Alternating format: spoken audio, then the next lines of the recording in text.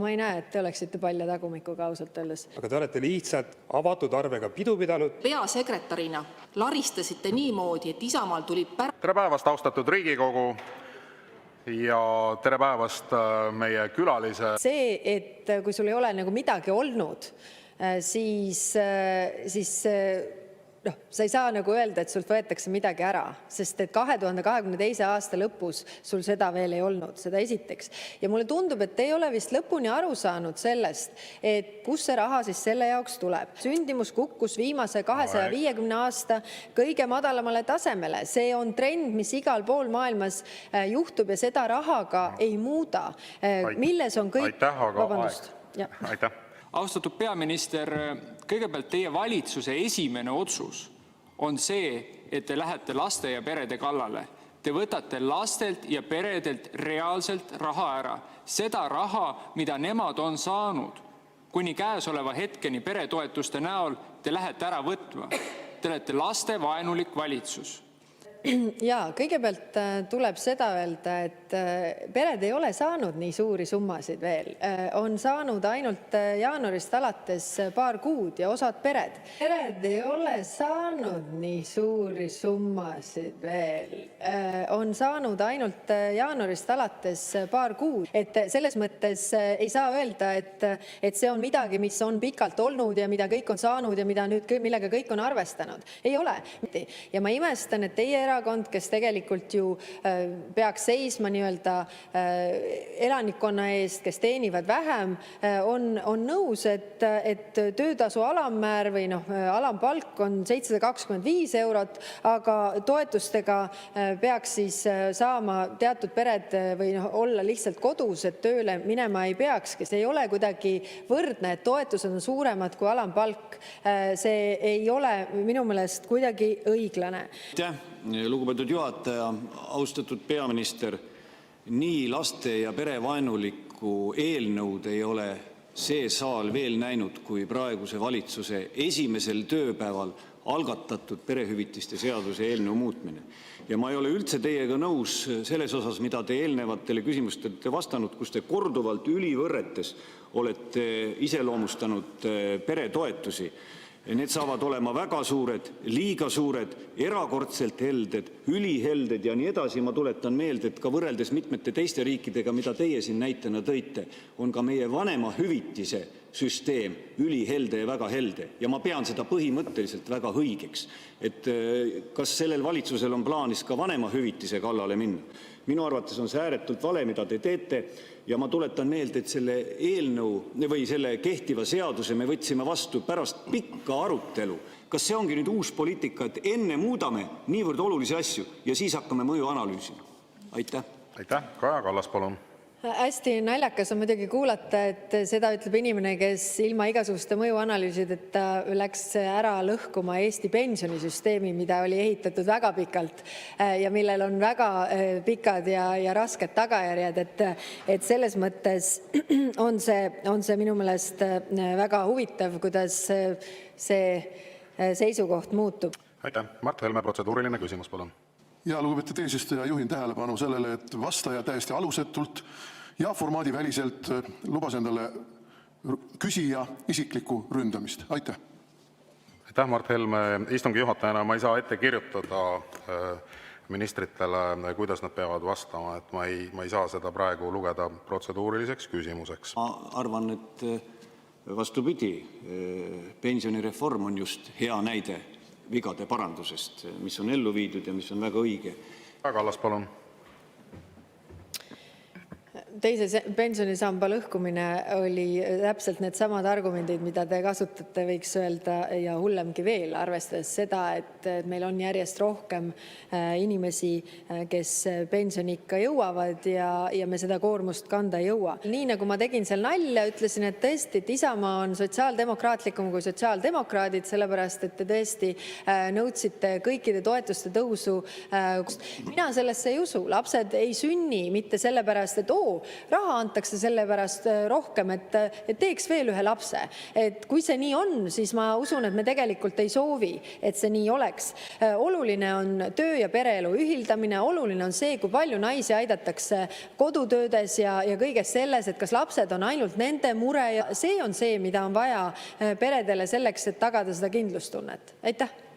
Ma ei saa absoluutselt aru, miks on vaja võrrelda alampalka peretoetustega olukorras, kus need ei ole üksteist mitte välistavad, vaid üksteist täiendavad. Ehk et ka madalapalgalised saavad täpselt samamoodi peretoetusi ja see ei vähenda kuidagi nende sissetulekut. Kõigepealt on Eestis ka inimesed, kellel lapsi ei ole. Et selles mõttes ja kes käivad tööl. Ja kui sa käid Kagu-Eestis, siis praegu juba öeldakse seda, et inimesed ei tule tööle sellepärast, et nad saavad riigilt heldeid toetusi ja sul ei tasu ära tööle minek lihtsalt. Ja me ei taha sellist ühiskonda tegelikult. Lugupeetud peaminister, et kõigepealt ma õnnitlen teid selle ordeni puhul, mida te Ukrainas siis Volodõmõr Zelenski käest saite, see oli Jaroslav Targa 2. klassi orden. Ma sellest ordenist natukene räägiks. Ma võib-olla te ei teadnud, et tuleval aastal möödub siis 975 aastast eestlaste linnuse Tarbatu hävitamisest ja selle hävitas just nimelt seesama Jaroslav Tark, kes tuli siis sõjakäigule juudide vastu ja hävitas eestlaste linnuse ja asutas sinna Jurjevi linna, et rajada siia oma kaubateed ehk et te võtsite vastu Eesti vallutaja nimelise auhinna. Aga see selleks. Ma imestan teie oskust isegi auhindades leida midagi negatiivset, aga tõepoolest aplaus, suutsite seda teha.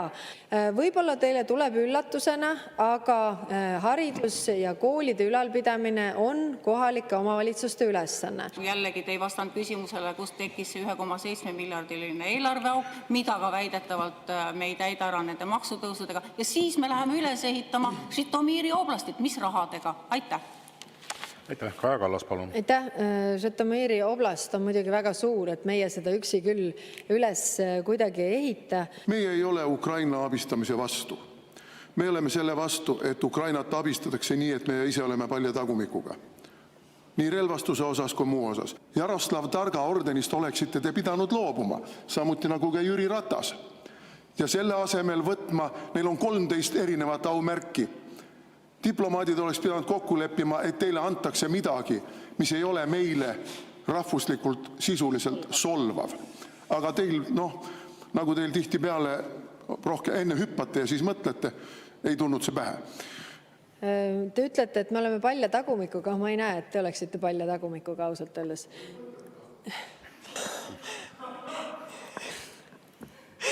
Võite võtta, kui tahan, aga ma tõesti ei taha, et te võtaksite. Et see on küll nüüd Riigikogu saalis täiesti uus tase muidugi. Et te pakute, et te võtate tagumiku paljaks. Okei, aga katsume selle pildi siis unustada. Väga veider hakata küsima, mis orden see on ja kas see on käinud ikkagi kõikidest Mart Helme komisjonidest läbi, sest et Mart Helme on meil kõige suuremate Venemaa teadmistega üldse. Mart Helme, lisaküsimus, palun. Ja, aitäh, härra eesistuja. No ma alustan sellest, et eelmise küsimuste vooru puhul kerkis esile teema paljast tagumikust siin saalis. Ja see pretsedent on olemas. Kaugistungite ajal demonstreeris teie erakonnakaaslane Jürgen Ligi tervele Eesti rahvale oma paljast tagumiku kraanikausi ääres, nii et see pretsedent on olemas. Lugupeetud välisminister, Eesti 200 on nüüd esimest korda valitsuses ja Riigikogus ja seetõttu meil ja ka teie valijatel puudus ülevaade, millist poliitikat te teostama kavatsete asuda. Otsuse pidid teie valijad langetama teie valimisprogrammi põhjal, kus paraku kirjas olev on osutunud vääraks. Eriti koalitsioonileppe valguses, kus on ka väga palju juba räägitud teie lubadusest seista vastu maksutõusudele, mis raha ümber jagavad ja vastuseisust autoomanike karistamisele. Aga minu küsimus puudutab hoopis seda lubadust, mida te ütlesite, et juba 2024. aastast tõusevad lastetoetused 150 euroni kuus ning need ka indekseeritakse. Nüüd näeme, et teie valitsus soovib kärpida peretoetusi, lõpetada indekseerimise ja ka lapsetoetuste tõstmist järgmisel 4 aastal kavas ei ole. Kas te ei leia, et sellises valguses on teil endal kohatu võtta vastu indekseeritud ministripalka ja võib-olla ka peaks ette võtma midagi kõrgema riigilaadliku palkade indekseerimise äravõtmiseks lasterikaste perede asemel hoopis. Praegu paistab nii, et täidate lasterikastelt raha äravõtmisega Reformierakonna lubadust kaotada madalapalgaliste maksuküür. Kas tegu on teie erakonna poliitilise kogenematusega või miks te võimuläbirääkimistel oma valijatele antud lubaduste eest ei seisnud?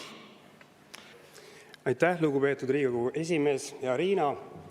Kahjuks aastast 2018 ka Isamaa juhtimisel on peetud mõnusat poliitilist pidu. Te olete mõnusalt prassinud sellest riigimehelikkusest, mis kunagi oli Isamaal.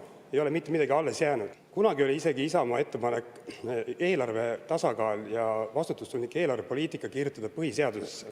Sellest ei ole täna mitte midagi alles jäänud. Me oleme siia valitsusse tulles näinud, kuidasmoodi on avatud veksliga peetud pidu. Isamaa on sinna oma panuse pannud väga tugevasti sisse. Vaadake peeglisse ja rääkige oma valijatega, et te olete andnud neile täiesti katmata lubadusi. Te olete neile valetanud sõna otseses mõttes. Muidugi tahavad kõik jagada rohkem raha, aga te olete lihtsalt avatud arvega pidu pidanud, tellinud rohkem ja rohkem, aga tõehetk on täna käes.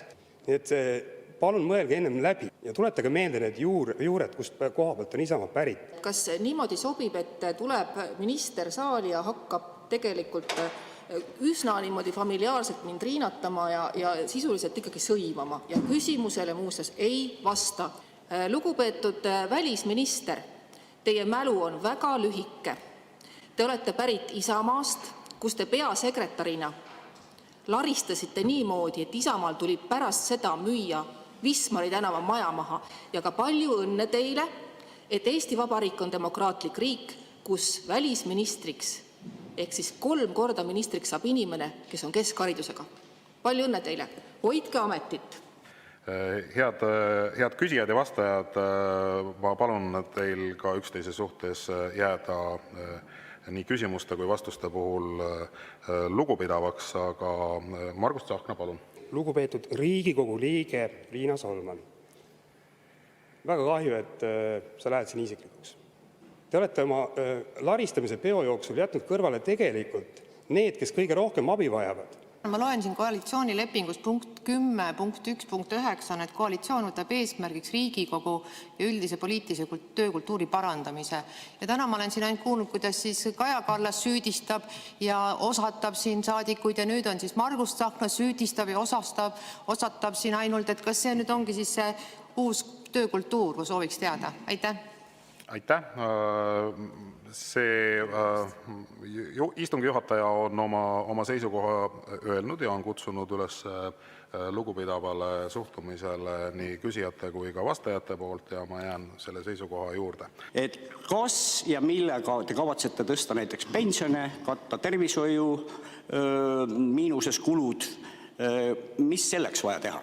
Hea meelega küsiks ka teilt seda küsimust. Selles mõttes, et te annate siit Riigikogu kõnetoolist üle eelnõusid, mis järjest igasuguseid toetuseid suurendavad. Ja ma saan väga hästi aru, see on tõesti populaarne öelda inimestele, et pensionid tahame tõsta erakorraliselt, igasuguseid toetuseid tahame erakorraliselt tõsta.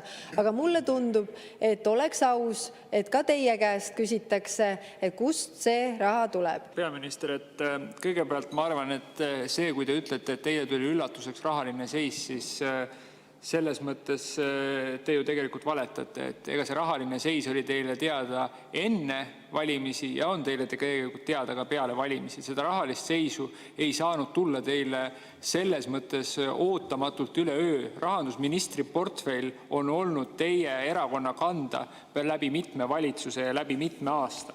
Et Mart Helme on lisaküsimus. Kui hästi kiiresti küsida ja kiiresti vastata, siis me jõuame enne istungi algust ära teha. Et Mart Helme, palun. Aitäh, härra eesistuja. Hästi kiiresti küsin ja kas kiiresti vastatakse, mina ei saa vastutada.